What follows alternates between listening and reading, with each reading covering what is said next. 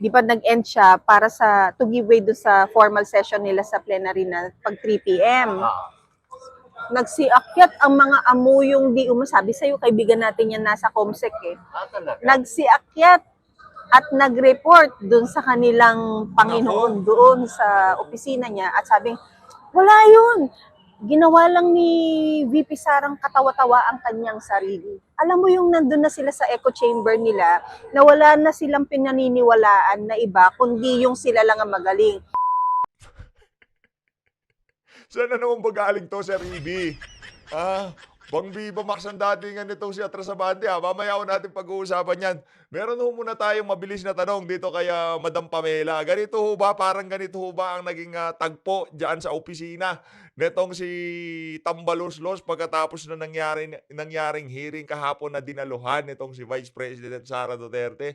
Narinig nyo naman po ang ating intro. Di ho tayo magtataka kung bakit nag-report o pinatawag nitong si Tambaloslos, itong mga congressman na nagsagawa ng hearing na kung saan gusto ho nilang idiin itong si Vice President Sara Duterte. Pero bago ho yan mga kababayan, siyang like at siyang subscribe, masaya na ho tayo dyan. At sa mga kababayan ho natin gustong sumali sa ating community, click nyo lang ho yung join button sa baba para lagi ho kayong pinakauna sa mga makakakita sa ating mga upload. Ayun na nga mga kababayan, hindi pa ho tayo tapos sa mga sasakyan nitong si Ibante. Ano pala 'no, ibig sabihin yung mga damit, yung mga bag, yung mga relo nitong si Kimbo, child's play lang ho pala. Yan na nga ba sinasabi natin. Wag ho kayong masyado bumili doon sa mga alahas, yung mga relo, yung mga bag, mga damit ni Kimbo. Wala hong kwenta yan.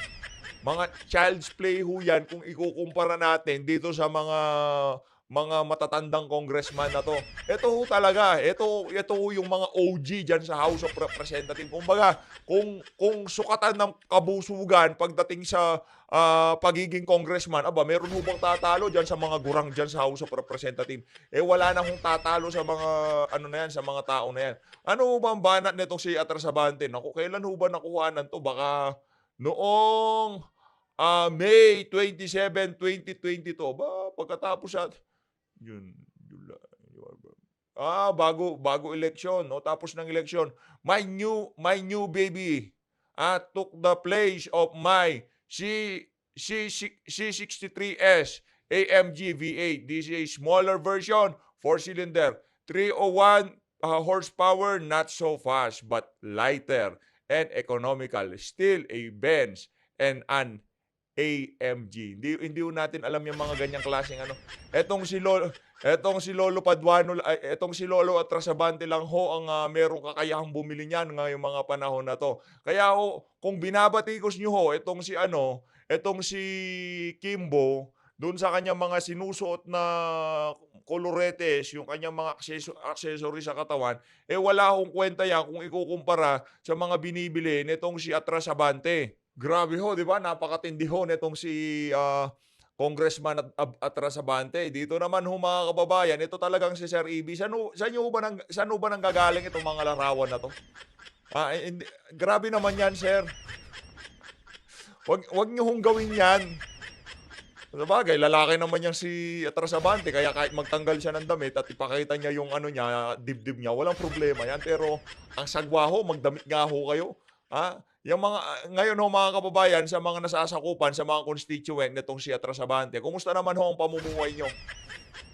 Kumusta ho ang pamumuhay niyo habang ang inyong representante diyan sa House of Representatives pakadalak-kadalak lang na nagkakahalaga ng 18 million tapos meron ho siyang Mercedes-Benz. Kayo ho ba, kumusta ang kalagayan, estado ng pamumuhay ng mga nasasakupan nitong si Atrasabante? Rekta na ho tayo mga kababayan, makibalita ho tayo dito kay Madam Pamela, dito kay Sir Marlon ng Third Floor Studio. Kung ano nga ba ang nangyari diyan sa House of Representatives pagkatapos ho nilang nag-conduct ng hearing na kung saan dinaluhan nitong si Vice President Sara Duterte. Nagkaroon daw ho ng pagpupulong. Pinatawag ho sa opisina itong mga crocodile na 'to. Nag-report ho sila dito kay Tambaloslos. Ito, balita galing kay Madam Pamela ng Third Floor. Inquiry or hearing kahapon na naganap sa HOR. di ba nag-end siya para to give way do sa formal session nila sa plenary na pag 3 p.m. Nagsiakyat ang mga amuyong di umasabi sa'yo, kaibigan natin yan nasa COMSEC eh. Nagsiakyat at nag-report doon sa kanilang Panginoon, doon sa opisina niya at sabing, wala yun. Ginawa lang ni VP Sarang katawa-tawa ang kanyang sarili. Alam mo yung nandun na sila sa echo chamber nila na wala na silang pinaniniwalaan na iba, kundi yung sila lang ang magaling. And Narrative na lang nila. yes, and all the time, kapag ganun Marlon, yung hindi mo na nakikita yung mali sa Correct. ginagawa mo, it Correct. always results to your creation ng mga wrong decisions. Correct. Tama ho yung sinabi na yun, itong si Madam Pamela.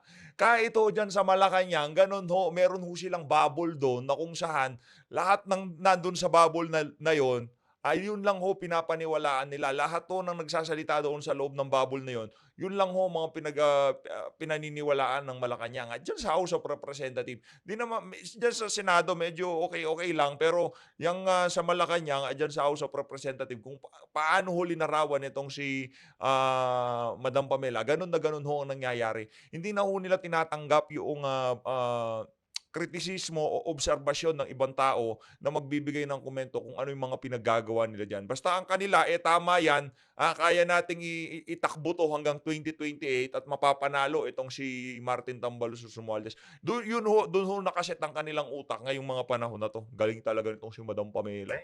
Correct. Teka, tama. Ulit, binuksan mo na yung session o hindi? Hindi, Before the hindi. session?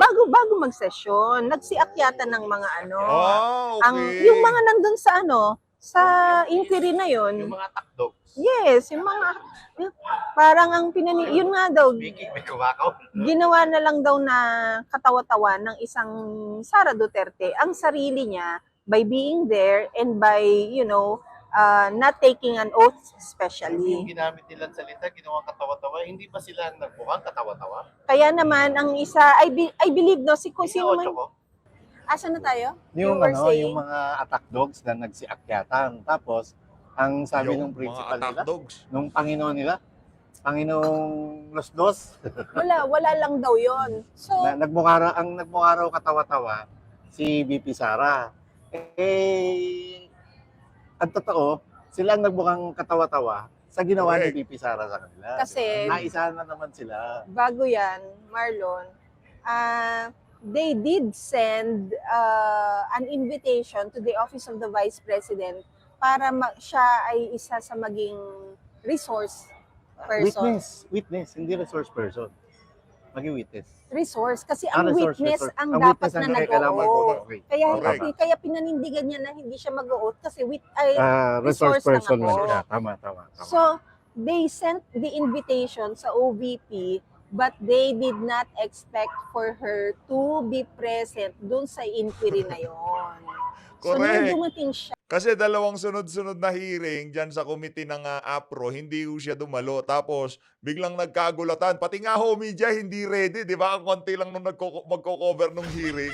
Pansin niyo ho ba yun? Walang masyadong mga tao doon sa hearing. Nung biglang dumating si VP Sara, biglang nagkagulo itong mga tambaluslos. Nagkagulatan. totoo na nagkagulo as in literal na, alam mo yung literal na ingay ng chair na kapag yung bigla ka napatayo, di ba yung chair mo magki-create ng ingay?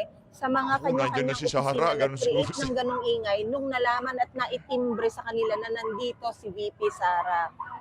At nung umakyat ang news dun sa taas, yun, dun na sila nagkagulo na anong gagawin, tapos sinong bababa, sinong mag-iin. At saka may mga inubigat talaga eh. No? May Oo. mga pililit na kailangan puntahan niyo yan. Look at Swansing, who, that lady girl Swansing, Oo. who recycled her PowerPoint presentation during the budget hearing. Yung Diba? parang pinabili na Ready suka. ulit, pinlay ulit, di ba? And look at Franz Castro, nagkandagargal-gargal ang pagtatanong, di ba? Also, Hindi, kahit panoorin nyo ho ulit, yung mga tanong ni Franz Castro, hindi ho ready para tanungin itong si Vice President Sara Duterte. Wala hong mga tanong na intended talaga kay VP Sara. Bagkos yung mga notes nila, nakalagay ho lahat doon para diyan sa COA at diyan sa DBM. yung tanong para doon sa dalawang ahensya na yon. Wala ho sa wala ho sa Office of the Vice President. Kakasimula ng Pansinin nyo. inquiry, Marlon, the chair himself, what's his name? The Chua guy. Oo. Ah, Nag-break kaagad. Parang to prepare everyone dahil nga dumating na ang isang VP Sara. kasi nabulaga talaga sila. No? Oo. Gulat. Hindi nila ay naasahan. Oo. Ano ba ang inquiry na ginanap kagahapon, Marlon? Ito ay inquiry for good governance. Mm-mm. And it is in preparation, 'di ba? Sinabi na natin na parang 2 weeks ago sinabi na natin na luto na ang Impeachment. impeachment. Tama. At ang ginagawa nila ngayon, tama din naman yung sinabi ni VP Sara nung ano tawag dito? Ambush interview niya, nung in-excuse na niya yung sarili niya, na sila ngayon ay nagta-trial and error kung ano ang magiging reaksyon ng tao at kung paano nila gagawin at paano nila i-establish ang mga premise and grounds for impeachment. Kumbaga prelude na to, no? Yes. Prelude oo. na para sa impeachment trial. Grabe, apako lang yan ang administrasyon na to. Pero nakakatuwa pa. Nagmukha silang mga katawa-tawa. Mm-mm. Yung mga attack dogs, literal, nagmukhang sisiw. Mhm. Na kulang na lang isa-isang, actually, sinagpang talaga ng isang agila na sa katauhan ng Vice President Sara. Dahil tulad ng Correct. sabi mo, lahat sila nabigla, lahat sila nabulaga. At hindi nila inaasahan na darating ang VP Sara nung araw na yun, nung oras na yun. Correct. Unang-unang nagulantang ang komite, Marlon, nung pinatayo na yung mga resource kasi ang general understanding natin yan kapag nandun ka is you are in general a resource person kasi kukuhaan ka ng impormasyon. Tama. Regardless if you're being a resource person is you are a witness, a victim, or an accessory to the crime or whatever. Basta resource person ka Basta pa rin. resource Oo. person ka. And then only yesterday we understood na iba ang pagiging resource person sa pagiging witness mo. And that was made clear by the VP herself, Sara Duterte. At yun yung yun yung silver lining dito.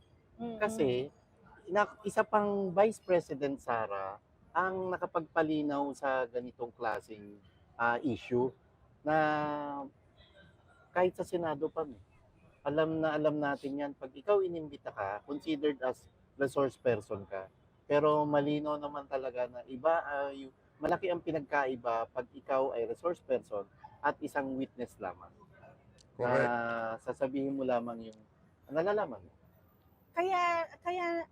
Kaya minsan galit na galit or madalas galit na galit tayo kapag ang isang resource person sa katauhan ng isang, sabihin na natin recent event, sa katauhan ng isang Harry Roque, At katauhan pa ng isang Agent Jonathan Agent Morales. Morales, Oo. ay sinasite in contempt at ikukulong o i-hold for some time. Na parang, how dare you na papuntahin ako sa bahay mo dahil birthday ng anak mo at ninong ako, tapos sasabihan mo kung ako yung may sala. Di ba? Parang inimbitahan mo lang naman ako, tapos hindi mo ako pinalabas ng bahay mo. Inimbitahan mo ako tapos i-hostage mo pala ako. Yun nga. Correct. Kaya ngayon, parang nakakatakot na ngayon na nagpi-play ng role ang mga chambers na ito na Kongreso at ang Senado na as if they are the court na nagsasabi at yung inaano na nila, fina-finalize na nila, ikaw may sala ka. Ikaw dahil ayaw mong sabihin yung gusto naming marinig, ma-contempt ka. Yung ikaw guilty ka na, sa mata namin guilty ka na. Ganun lagi ang judgment. Kaya nga ang tanong dito, Pam, paano na? So ito bang ginawang paglilinaw, saka yung ginawang pagbara sa kanila ni VP Sara, sa tulong na rin ng pagpapaliwanag ni dating Pangulong Gloria Macapagal-Arroyo, na malaki ang pagkakaiba sa isang resource person at saka sa isang witness person. Paano na to? Ito na kaya yung magiging daan para sa mga susunod na pagdinig, hindi lamang sa House of Representatives, kundi ultimo sa Senado, ay kailangan may distinction talaga na lahat ng iimbitahan nilang personalidad, kailangan malinaw kung resource person lamang sila o witness lamang sila. At kapag resource person ka, hindi ka kinakailangan o hindi ka obligadong mag-oath sa harap ng committee. Samantalang pagka ikaw ay witness, base dun sa rules ng House, kailangan ka mag-oath. Diba? Kaya Marlon, ano sila disgruntled sila or yung, alam mo yung how do you call it? Nataranta. Tarantatious sila, Oo, natataranta sila sa mga natataranta. nangyayari because everything for them is a first. First time nilang may lumalaban sa kanila. First time nilang may naninindigan. At itong mga first time na to, nakikita nating tama pala ang grounds or basis ng paglaban ng isang VP Sara. Natatakot sila ngayon that ito ay magiging president sa lahat ng mga pwede pangganapin na hearing dyan na ang isang resource person ay pwedeng i-refer na bakit si VP Sara pinayagan ninyong hindi mag-vote. Siya ay resource person. Nandito ako ngayon bilang isang resource person. Hindi rin ako Correct. mag-vote. Magkakaroon na ng gano'n. So ito na yung magiging president, no? Oo. Ito na yung kinatatakot nila na naitatama this time around ang mga mali nila. And alam mo ano catch pa rito, Pam? Dahil dun sa pagkataranta nila, yung dapat na stick to the plan nila ay nawala. medyo na-discarril. Oo. Na-discourage. Na-discaril at tapos hindi nila Lumiko, inaasahan. biglang liko. Kasi isa pang hindi nila inaasahan dito yung nagpakita ng kagalingan at katapangan ng isang Congressman Dante Marcoleta Oo. na maraming question. At Totoo yung binastos, argumento. Oh, sobra. Binastos. Yung naalala ko yung yung Teka lang. Ito nakita ko una kay Sir EB, kay Sir EB Hugalbot. Ngayon, itong si pambansang dalaga, itong si Madam Pam, ito basahin ko lang ha. Sino ba itong nakaano? Tinakpan pa talaga ang mukha. Kitang-kita naman ha. Tapos pa lang ng mukha, hindi na talaga mapagkakatiwalaan. Ano ba caption niya? Siya na ba ang next na kakulab ni Salome? Sino ba si Salome? Lagi yung natin nababasa yung Salome na yan. Madam, sino sa Salome? Pakikomento nga dyan sa comment section. Sino kilala niyo ba si Salome? Di ko natin kilala si Salome. Cheno siya. Lolo mo siya. Uy, busy siya, madam. tinanggal ka sa PCO Oo. na hindi ka man lang sinabihan, di ba? Na walang pasabi. Sa kanya, tinanggal siya bilang Sino si Salome? committee vice chairman ito yung Blue Ribbon Committee pa, miss. Ng ano nila, ng version House. Oo, ng House. ng House, version ng House. Oo. Na hindi ka man lang kinausap, di ba? Tapos, Masyadong pambabastos yun. nabasa na lang niya di umano sa isang gazette yata na hindi na nga siya vice chair ng committee na yon. Totoo. And he was assuming that if you are no longer the vice chair, you remain as member, di ba? Tama. Pero ang sinasabi is yung kanya palang appointment di umano ay pagiging vice chair lang, and that does not necessarily translate to his being a member kapag nawala sa kanya yung appointment niya. Teka lang po. Mabilisan lang to. Hoy, ROTC, matutulog na lang ako ha. Tigilan mo yan ha. Hindi maganda yan. Ano to? Not for resale. Tapos, 29 per kilo. Labo, ano yan? Sasabihin na naman niya, linagay lang yan. Walang ganyan yan. Pati ba naman yung nagpiprint ng mga sako ng pinamimigay na bigas, bangag din. Labo.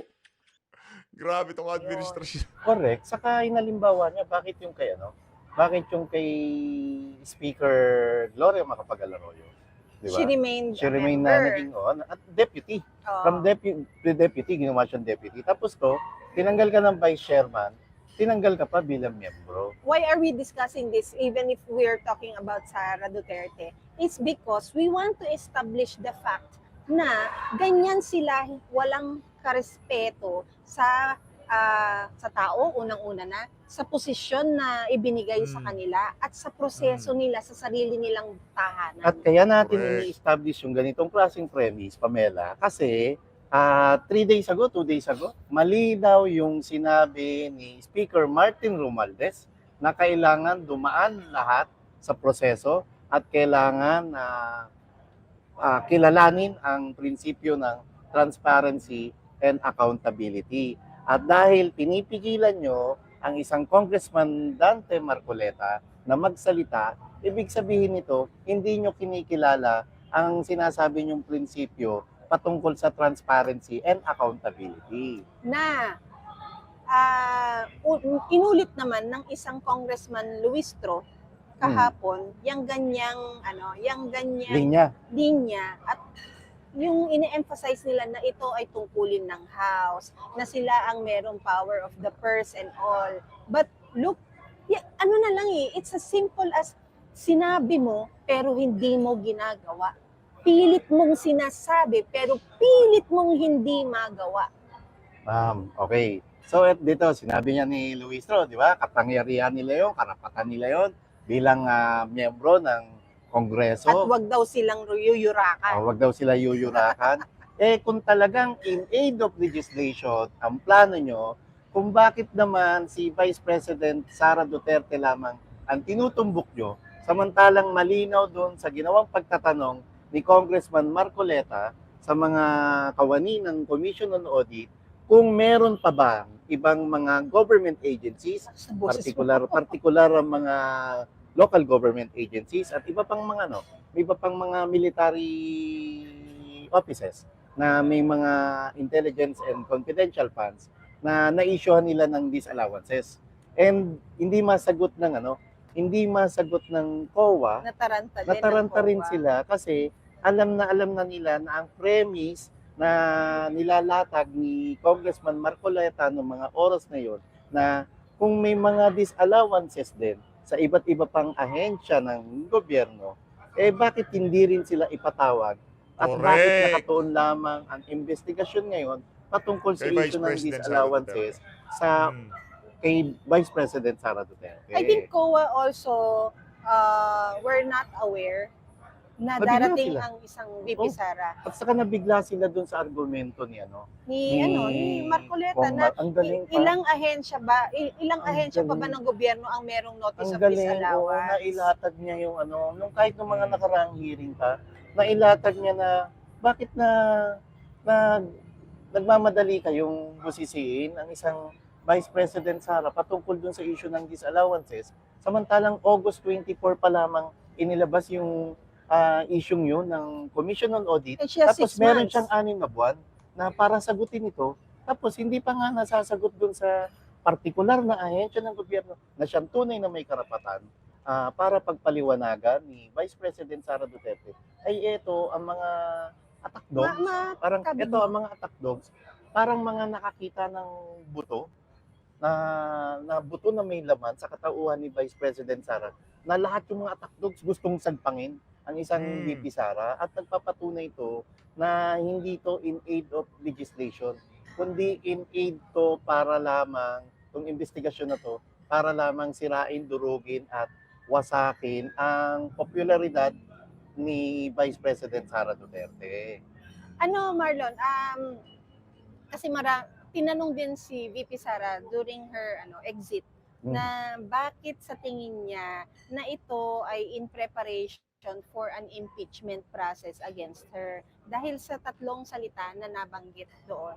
Ito ay ang malfeasance, misfeasance, and nonfeasance. Ano ang ibig sabihin ng nonfeasance para sa nakakarami na ito ay ngayon lang. Ito usually kasi sa gobyerno talaga ginagamit. Ang nonfeasance is failure to perform an act that is required by law. Ang hindi mo pagganap sa isang tamang aksyon na naayon sa batas. Nonfeasance. Misfeasance, ito ay transgression, especially the wrongful exercise of lawful authority. Ito ay iyong yung overuse, yung abuse of authority. Parang wrongdoings. Okay. Ang malfeasance, ito yung wrongdoing. Ang wrongdoing. Okay, malfeasance. Wrongdoing, especially by a public official. Misfeasance is the wrongful exercise of lawful authority. Halos yung isa meaning no? Kailan? Tineteknikan. Ang Okay, sige. pinakaisa dito is isa kang public official Ah. na may ginawang mali, na merong gagawing mali, at merong mali na hindi sang-ayon sa batas. Hmm. So, ikinahon nila yung hearing na yon doon sa premise na yon. Kaya ang isang VP Sara was made aware na ito na yon. Although siguro prior to that, alam na natin na alam naman natin, Marlon, sinabi na natin yan. Luto na. At naging title ng content Yes, natin. nagpa-practice na sila ngayon kung ano ngayon ang magiging reaction ng tao at kung paano nila ilalatag para magkaroon muna ng precedents yung mga mangyayaring susunod. At dahil Ayun. dyan, Pam, ito na nga yung nagpapakita na hindi totoong in aid of legislation yung ginagawa. Correct. nyo. Kundi ang direction nyo rito ay impeachment para sirain ang isang Vice President Sara Duterte. But they keep on Ayun na nga mga kababayan, kung gusto nyo panoorin ang buong video na yan, punta lang ho kayo dyan sa third floor studio, no? Your Happy Network, no? Ayun na nga mga kababayan, dito na ho natatapusin ang ating reaction video. Click nyo lang ho itong video na to kung di nyo pa napanood. Maraming salamat, mag-ingat ho kayo lahat. Mahal natin ng Pilipinas.